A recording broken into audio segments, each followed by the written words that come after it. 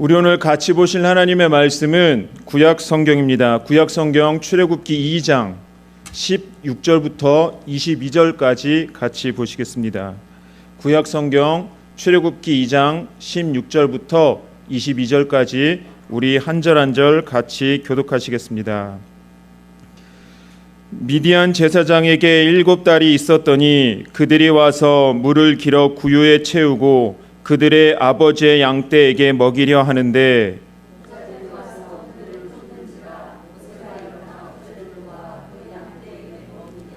그들이 그들의 아버지 르우엘에게 이를 때에 아버지가 이르되 너희가 오늘은 어찌하여 이같이 속히 돌아오느냐.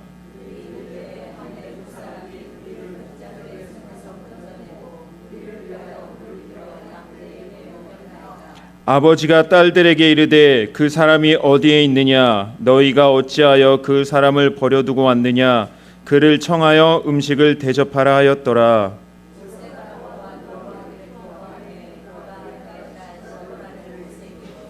같이 보시겠습니다. 그가 아들을 낳음에 모세가 그의 이름을 게르솜이라 하여 이르되 내가 타국에서 나그네가 되었음이라 하였더라. 아멘. 우리가 성경을 통해서 하나님에 대해서 알 수 있는 지식 한 가지가 있습니다. 성경에서 말하는 하나님에 대하여 증거하는 여러 가지 증거 중에 하나는 하나님은 자존하시는 분이다라는 것입니다. 이 말씀이 의미하는 바는 하나님께서는 외부에 어떤 영향도 받지 않으시고 스스로의 힘과 스스로의 능력으로 계시는 분이라는 뜻입니다. 우리가 나중에 한번 살펴보겠지만 출애굽기 3장 14절에 하나님께서 모세에게 당신을 소개하실 때에도 나는 스스로 있는 자라고 하신 것을 보아도 우리는 알 수가 있습니다. 하나님께서 자존하시다라고 하는 말은 변치 않으시다는 말로도 바꿀 수가 있습니다. 만약에 하나님께서 변하신다는 것은 외부에 어떤 영향을 받는다는 뜻이 됩니다. 그러나 우리 하나님께서는 외부에 어떤 영향도 받으시는 분이 아니십니다. 따라서 하나님은 변하시는 분이 아닙니다. 이러한 하나님의 모습을 야고보서 1장 17절에는 그는 변함도 없으시고 회전하는 그림자도 없으시니라 라고 말씀을 하고 있습니다. 이 하나님은 자존하시다, 하나님은 변치 않으시다 라고 하는 이 말이 우리에게는 너무나도 어렵게 다가올 수가 있습니다. 혹은 우리가 이 땅에서 구원받은 성도로서 살아가면서 굳이 이것까지 우리가 알아야 되느냐, 예수님이 우리를 구원하셨다라고 하는 그 사실 한 가지만 우리가 믿으면서 살아가는데 굳이 우리가 이것까지 알아야 할 필요가 무엇이 있느냐라고 생각할 수가 있습니다. 그러나 우리가 하나님은 변치 않으시는 분, 또 하나님은 자존하시다라는 이 믿음의 내용을, 하나님에 대한 지식을 알고 그것을 믿고 붙잡고 살아간다라고 하는 것은 우리 신앙생활에 큰 유익과 큰 힘이 됩니다. 오늘 본문 말씀을 통하여서 하나님의 변치 않으심에 대해서 우리가 묵상해 볼 수 있는 내용 두 가지가 있는데, 첫 번째는 하나님은 존재 그 자체는 영원부터 영원까지 그대로이십니다.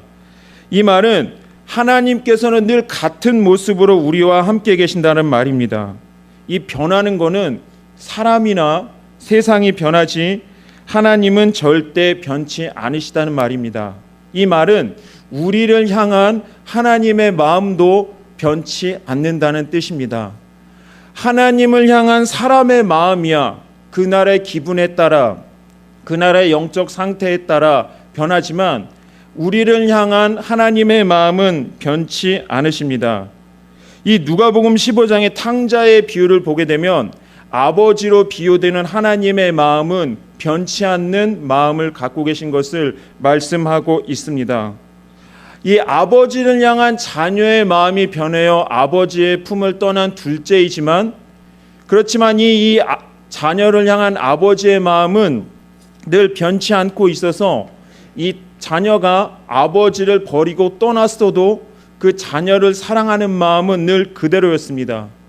그런데 이 둘째 아들이 만약에 이 아버지의 마음이 내가 아버지를 떠났다라고 해서 아버지가 이제 예전에는 사랑했지만 이제는 사랑하지 않겠지라고 하는 마음을 갖고 있었다면 이 둘째 아들은 아버지께 돌아갈 수가 없었을 것입니다.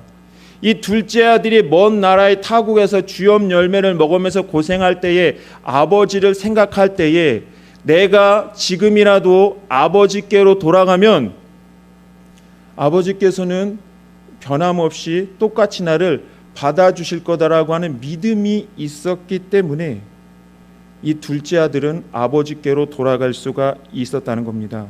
즉 하나님께서는 늘 같은 자리에서 같은 마음으로 우리를 바라보시는 분이라는 뜻입니다. 때로는 인생의 채찍으로 우리를 치시기도 하시고 때로는 우리가 생각하기에 침묵하시는 것처럼 보여도 우리를 향한 하나님의 마음은 변하지 않습니다.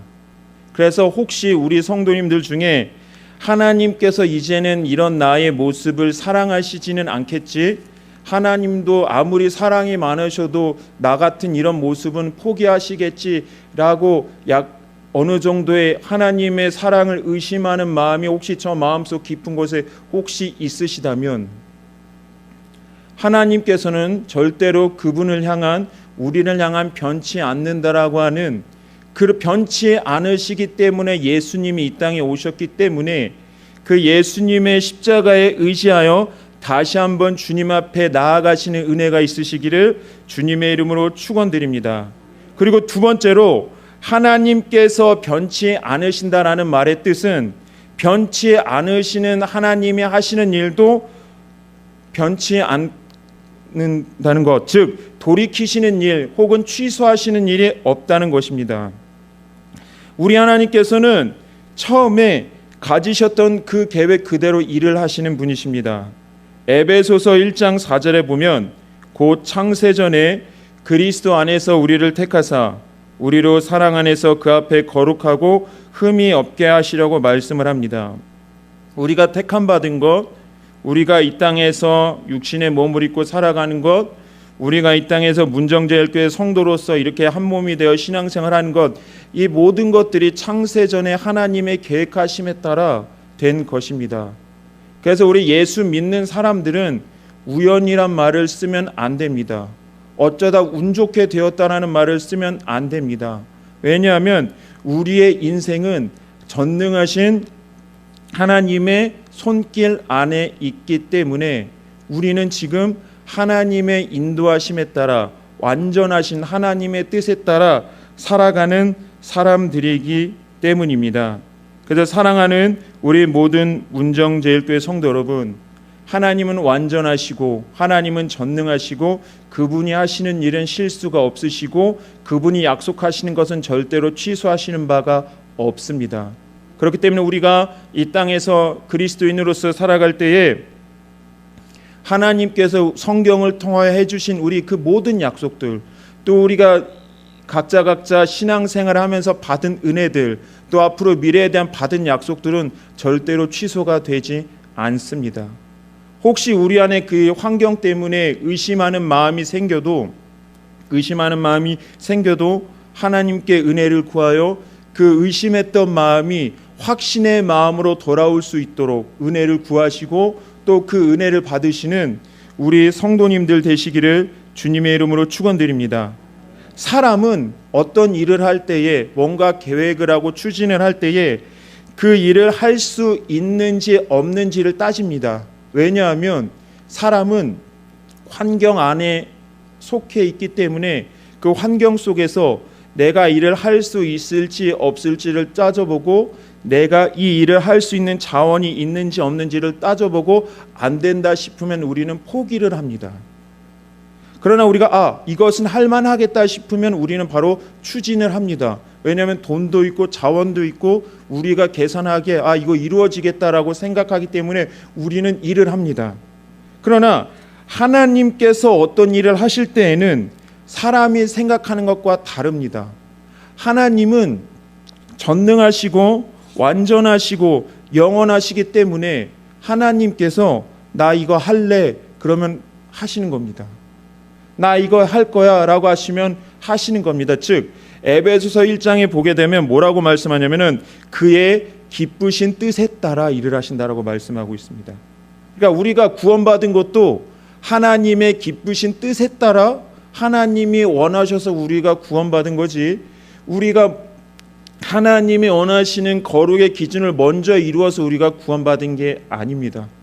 그래서 우리가 이 자리에 있는 것, 우리가 믿음으로서 살아가는 것, 이 모든 것들은 다 우리를 향한 하나님의 사랑에서, 그래서 그 기쁘신 뜻에 따라 우리는 이 자리에 있는 것이고, 우리를 향하여 하나님, 우리를 통하여 하나님께서 일을 하실 때에는 반드시 그 일이 이루어진다라고 하는 믿음이 우리 안에 있어야 합니다. 오늘 우리가 이 시간에 읽었던 본문은 모세가 광야 생활을 시작하는 시기를 그리고 있습니다. 성경에 나타난 모세의 인생을 크게 세 부분으로 나누어 보게 되면 첫 번째 부분은 태어나서 왕자로서의 삶을 살았던 40년을 일기로 한번 분류를 해보고, 그리고 이스라엘 백성의 지도자로 훈련받는 광야의 삶 40년을 2기, 또 그 광야 훈련을 마치고 난 뒤에 이스라엘 백성의 지도자로서의 삶을 살아가는 삶을 3기로 나눠 볼 수가 있는데, 여기서 1기의 삶은 처음에 태어나면서부터 40세까지의 삶은 왕자로서 모든 것을 갖추고 있을 때의 삶이었습니다. 이전에 우리가 한번 나누었을 때에서 보셔도 알겠지만, 분명히 모세는 왕자로서 있을 때에도 소명의식이 있었고, 분명히 하나님의 뜻에 순종하고자 하는 마음이 있어서 히브리 백성들을, 자기 형제들을 돌보러 나간 것입니다. 그런데 나름 믿음으로 행했고 소명을 가지고 행했던 일들이 잘 되지 않아서 모세가 이제 미디안 광야로 살인자의 누명을 쓰고 도망을 가게 되는데, 그 도망을 가는 삶의 시작이 오늘 본문 2장 11절부터 시작이 되는 것이라고 할 수가 있습니다. 아마 이 도망자로서의 삶을 살아가는 이 모세는 자신은 나름대로 믿음으로 했다라고 하겠지만 실패했다라고 생각했을 것이고, 또 우리는 제3자의 입장에서 이 모세의 이야기를 보겠지만, 이 모세와 비슷한 상황을 우리가 직접 겪었을 때, 우리가 제3자가 되었을 때야 이제 하나님께서 연단하시겠네, 하나님께서 이렇게 세우시겠네라고, 왜냐하면 우리가 이 뒤의 내용을 이미 알고 있으니까요. 그렇지만 그 이 모세와 같은 그 환경에 우리가 직접 처해졌을 때, 높은 데에 있다가 낮은 데에 떨어졌을 때, 과연 우리가 하나님이 나를 연단하고 계시는구나, 주님 감사합니다, 주님 기뻐합니다라고 말할 수 있는 사람이 몇 명이나 되냐는 하는 것입니다. 보통의 사람으로서, 연약한 사람으로서는 대부분이 실패했다라고 생각하는 경우가 많습니다. 그렇다면 우리는 이 시점에 한 가지 생각해 봐야 되는데, 모세를 세우신 분이 과연 누구시냐라는 겁니다. 모세가 스스로 나는 히브리 백성들을 돌봐야지, 나는 왕자의 힘이 있으니까 내가 이집트에서 가진 이 왕자로서의 정치력과 힘을 가지고 이 히브리 형제들을 구원해 내야지 한 것이 아니라, 하나님의 특별한 섭리에 따라 이 모세는 왕자의 자리에 간 것입니다. 그렇다면 이 왕자로 있던 모세가 이 광야로서의 모든 것을 다 가지고 있던 기반을 다 잃어버리고 이 광야로 도망치는, 살인자의 누명을 쓰고 미래를 기약할 수 없는 광야로 도망하는 이 모세의 모습을 보면서, 또 그런 비슷한 삶의 환경 가운데 있는 성도님들 혹은 우리 자신을 보면서 우리는 어떻게 해석을 하고 어떻게 봐야 되겠습니까? 그렇다면 조금 전에 말씀드린 대로 모세를 누가 세웠는지를 한번 봐야 되는데, 이 모세를 세우신 분은 하나님이십니다. 근데 성경에 보면 하나님께서는 참새 한 마리도 하나님이 허락하시지 아니하면 절대로 땅에 떨어지지 않습니다. 그렇다면 이 모세가 이 광야로 간 것도, 또 우리의 인생이 이 땅에서 여러 가지 험악한 인생을 살아가는 이 모든 것들도 우리 하나님의 섭리의 관점에서 하나님의 뜻에서 보게 되면 하나님께서 광야로 가도록 허락하신 것입니다. 사랑하는 우리 모든 문정제일교회 성도 여러분, 우리는 그동안 신앙생활하면서 하나님은 우리에게 좋은 것만 주신다라고 약속하셨고 하나님은 우리에게 푸른 초장으로 인도하신다라고 그 말씀을 알고 믿고 신앙생활하고 그 은혜를 지금까지 경험하면서 살아오셨는데, 우리가 생각하기에 이 광야는 절대로 푸른 초장이 될 수 없고 하나님께서 우리에게 주시는 좋은 것들 중에 하나가 될 수 없습니다. 우리가 생각하기엔 그렇다는 것입니다. 그런데 신명기 8장 2절에 보게 되면 이렇게 명확하게 말씀하고 있습니다. 내 하나님 여호와께서 이 40년 동안에 내게 광야길을 걷게 하신 것을 기억하라라고 말씀하고 계신 것입니다. 그렇다면 우리의 인생이 광야의 인생을 살아가는 이유는 하나님의 구원 계획 안에서 우리 인생 가운데 우리 인생을 향한 하나님의 계획 안에서 그 과정 중에 있었음을 우리는 알 수가 있는 것입니다. 그렇다면 또 우리가 한 가지 더 생각을 더 던져봐서 하나님께서는 왜 우리를 광야로 인도하시는가? 이 본문 속에서 왜 하나님께서는 모세를 광야로 인도하시는가라는 질문을 우리는 할 수가 있는데, 우리는 결론부터 말씀드리자면 하나님께서는 모세를 다듬고 빚으시기 위하여 광야로 하나님께서 내모신 것입니다. 이 자세한 내용은 우리가 나중에 출애굽기 3장을 살피면서 한번 공부를 하겠고, 오늘 본문 속에서는 모세의 입장에서 이 광야로 가는 모세가 어떤 마음을 가지고 광야를 갔는지를 우리 한번 살펴보도록 하겠습니다.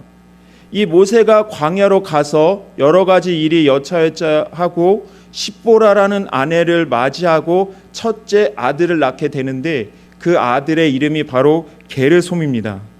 이 게르솜이라고 하는 말의 뜻에 있어서 이 게르솜이라고 하는 말은 쫓아내다라는 말을 뜻하는 가라시라는 단어에서 온 말입니다. 즉 모세는 내가 타국에서 나그네가 되었는데 이 나그네가 된 것이 쫓겨나서 나의 의지와는 상관없이 떠밀려서 어쩔 수 없이 생명을 부지하기 위하여 내가 지금 이곳에서 살아가고 있음을 첫째 아들 게르솜이라고 하는 이름을 통해서 표현하고 있는 것입니다. 그러니까 지금 이 광야로서의 내 삶은 내 의지가 아닙니다. 나는 이 삶을 벗어나고 싶은데 벗어나지 못하고 있습니다라고 이 모세는 아들의 이름을 통하여서 말씀하고 있는 것입니다. 왜 모세가 이렇게 말을 할 수밖에 없었을까요? 믿음으로 행동했고 소명을 가지고 했는데 그 결과가 광야라고 생각했기 때문입니다. 우리는 어떻습니까? 믿음으로 사는 일에 눈에 보이는 열매가 있어야 되는데 그 열매가 보이지 않을 때, 또는 정직하게 사업을 하고 정직하게 하나님의 뜻에 따라 살고 또 하나님의 뜻에서 벗어나지 않으려고 하나님의 백성답게 살아가려고 이 땅에서 살아가는데, 또 세상의 악함 때문에 내 삶이 더욱더 바닥을 치는 것 같을 때, 이 상황이 바로 본문 속에 있는 모세의 상황과 같다는 겁니다. 그렇다면 우리는 도대체 하나님의 뜻은 어디에 있냐는 겁니다. 이 모세는 거의 포기의 상태로 이제 여기까지 왔습니다. 우리가 그것을 어떻게 할 수 있느냐? 나중에 출애굽기 3장 11절에 하나님과 모세와의 대화 속에서 하나님께서 모세야 나 이제 너 보낼래? 라고 말씀하실 때 이렇게 말합니다.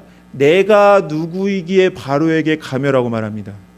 그러니까 출애굽기 2장 초반에서 내가 자신 있게 히브리 형제들을 구원해내고자 하는 그 모습이 아니라 이제는 완전히 포기하고 완전히 모든 것을 내려놓은 연약한 인간의 모습으로서의 모세가 광야에서 살아가는 모세다라고 성경은 우리에게 증거하고 있고, 또 연약한 우리의 모습을 나타내고 있는 것이 바로 이 모세의 모습이다라고 할 수가 있습니다.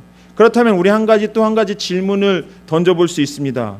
모세가 시도는 했는데 실패하고 광야로 갔기 때문에 그렇다면 모세 하나님의 구원자로서의 부르신 모세의 소명, 모세 구원자로서의 삶을 실패한 것인가라는 점입니다.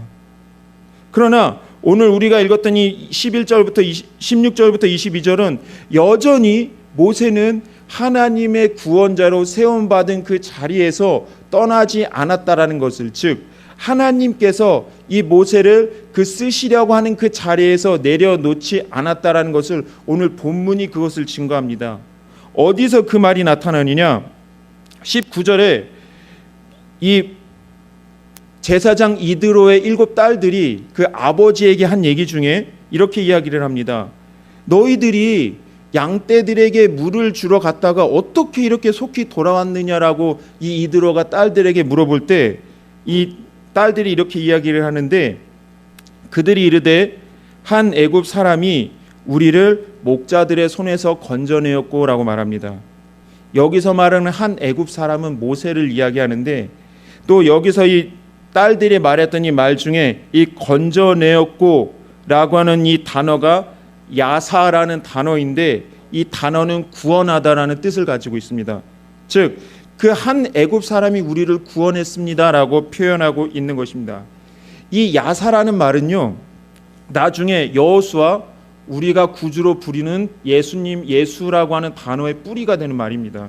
즉 이 성경은 이 딸들의 이 목소리를 통해서 이 모세는 지금 광야로 떨어졌지만, 광야에서 실패한 것 같은 인생을 살아가지만 여전히 하나님의 이스라엘 백성들을 구원한 소명자로 세움받았음을, 그 소명이 아직도 모세에게 있다라고 하는 것을 오늘 본문이 증거하고 있고, 그것을 시작으로 모세의 광야의 삶이 시작되고 있는 것입니다. 우리가 출애굽기 1장부터 지금까지 보셔서 아시겠지만, 지금 이 보는 내용 가운데, 이 모세의 삶 가운데 하나님께서 이 모세의 삶 가운데 어떻게 개입하셨고 어떻게 은혜 베푸셨고라는 구절이 한 구절도 나오지 않습니다. 그래서 아마 어떤 사람들은 하나님께서는 모세의 삶에 간섭하신 적이 없네요라고 생각하시는 분도 있겠지만, 그러나 그렇지 않습니다. 우리가 22절 다음에 23절부터 25절을 보게 되면 하나님께서는 분명히 이스라엘 백성들의 고통을 들으시고, 또 그 고통을 들으셨을 때 그 고통이 하나님께 상달되었고, 하나님께 상달되었을 때 아브라함과 이삭과 야곱과 한 약속을 기억하시고, 그 약속을 기억하심에 따라 이스라엘 백성들을 돌보셨다라고 성경은 우리에게 증거를 하고 있습니다. 즉 이것과 똑같이 하나님께서는 모세의 삶도 동일하게 돌보셨고, 나중에 이스라엘 백성들을 구원할 구원자로 쓰기 위하여 빚어가는 과정 가운데 있었다라고 하는 사실입니다. 사랑하는 우리 모든 문정제일교회 성도 여러분, 이 출애굽기 2장에 나타난 모세의 삶 속에서 보는 것과 같이 하나님께서는 별로 나타나신 적도 없는 것 같고, 다른 사람에게 보여주신 어떤 기적도 보여지지 않는 것 같다라고 할지라도, 우리의 육신의 눈으로는 보이지 않는 전능하신 하나님의 손길이 저와 우리 성도님들의 삶 가운데 여전히 역사하고 계시고, 그 전능하신 하나님의 손길이 우리를 붙잡고 계신다라고 하는 그 사실을 믿으시는 은혜가 있으시기를 주님의 이름으로 축원드립니다. 우리가 성경을 쭉 읽어 내려보고 지금까지 믿음의 사람으로서 살아온 사람들의 인생을 보면, 하나님은 한 번도 그 자리를 벗어나신 적이 없고, 하나님은 한 번도 변한 적이 없습니다. 즉 연약한 우리가 변했을 뿐입니다. 하나님은 우리를 향한 구원의 계획을 한 번도 거두신 적이 없었고, 여전히 우리를 그분의 뜻에 따라 우리의 한 사람 한 사람, 한 성도님의 인생을 지금도 인도하고 계시는 것입니다.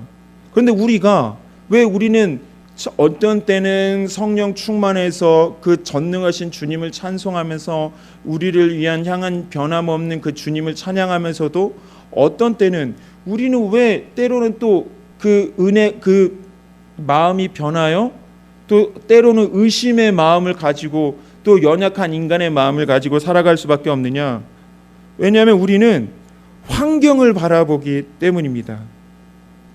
우리의 의심이, 우리의 염려가 환경 때문에 오는 의심과 환경 때문에 오는 염려가 그분이 하시는 일에 대해서 믿지 못하게 만든다는 겁니다. 우리는 눈에 보여야 하나님이 일을 하신다라고 생각합니다. 우리가 기도하면 그 가시적인 기도의 응답이 눈앞에 나타나야 되고, 우리가 기도를 하면 어떤 기도 제목은 10년, 20년, 30년 뒤에 응답해 주시는 것도 있지만, 조급한 우리가 보기에 금방 응답이 되어야지 하나님은 일하고 계시는군요 라고 우리는 생각한다라고 하는 것입니다. 즉 눈에 보이는 것으로 하나님이 일하시는 것을 생각하기 때문에 우리의 믿음이 늘 흔들린다는 것입니다. 눈에 보이는 응답을 해주시면 기쁨, 감사, 찬양, 눈에 보이는 우리가 열심히 기도했는데도 그 기도가 눈에 보이는 가시적인 성과로 나타나지 않았을 때에는 괜히 의심의 마음이 들어서 내가 지금 기도 잘하고 있는 건가? 내가 지금 하나님께 예배하고 찬양하고 이런 모든 모습들이 제대로 하고 있는 건가? 라는 의심이 든다라고 하는 것입니다. 그런데 히브리서 11장 3절은 우리가 매여 있는, 우리가 속해 있는 이 눈에 보이는 환경들마저도 눈에 보이지 않는 것으로 되어져 있음을 증거하고 있는데, 히브리서 11장 3절에 믿음으로 모든 세계가 하나님의 말씀으로 지어진 줄을 우리가 아나니 보이는 것은 나타난 것으로 말미암아 된 것이 아니니라라고 말씀하고 있습니다. 우리가 눈에 보이는 이 모든 것들은 보이지 않는 것, 우리가 육신의 눈으로는 절대 볼 수 없는 그것으로 되어 있다라고 증거합니다. 우리가 육신의 눈으로는 절대 볼 수 없는 게 무엇입니까? 믿음의 눈으로만 볼 수 있는 그것이 과연 무엇입니까? 바로 전능하신 하나님이십니다. 그러니까 이 세상 모든 것은, 눈에 보이는 모든 것들은, 또 바로왕이라고 하는 악한 자의 역사들까지도 다 하나님의 손길 안에, 하나님의 역사 안에 있다라고 하는 사실입니다.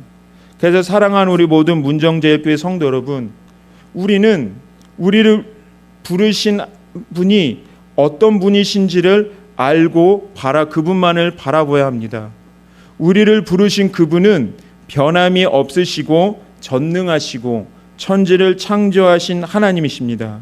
그래서 우리에게 어떤 길을 인도하시든지, 비록 내 이해의 수준으로는 그것이 이해가 안 되는 상황이 우리 인생 가운데 올지라도 전능하신 하나님을 신뢰하는 마음으로 그분의 뜻에 순종하며 그분의 뜻을 따라 나아가실 때, 그 믿음의 연단 끝에 하나님께서 모세를 그 지도자의 자리를 올려놓으셨던 것처럼, 이 광야의 연단의 훈련이 끝난 그 시점에 하나님께서 하나님이 이렇게 하셔서 나를 이렇게 인도하셨구나라고 하는 그 깨닫는 그날이 반드시 우리에게 온다라고 하는 사실입니다. 그래서 우리의 눈에는 보이지 않아도, 우리의 마음에는 느껴지지 않아도, 지금 내가 걸어가는 이 험난한 광야 같은 이 인생이, 이 시간들이 정말 끝이 없는 것처럼 느껴질지라도, 그 가운데 함께 하시는, 또 그 광야 가운데에서도 불기둥과 구름 기둥으로 사람들이 줄 수 없는 만나로 먹이시고 입히셨던 그 주님을 바라보면서 이 믿음의 선한 싸움을, 이 믿음으로 버텨야만 하는 이 광야의 길을 살아내시는 우리 모든 성도님들 되시기를 주님의 이름으로 축원드립니다. 우리 시간 같이 하나님께 찬양 드리면서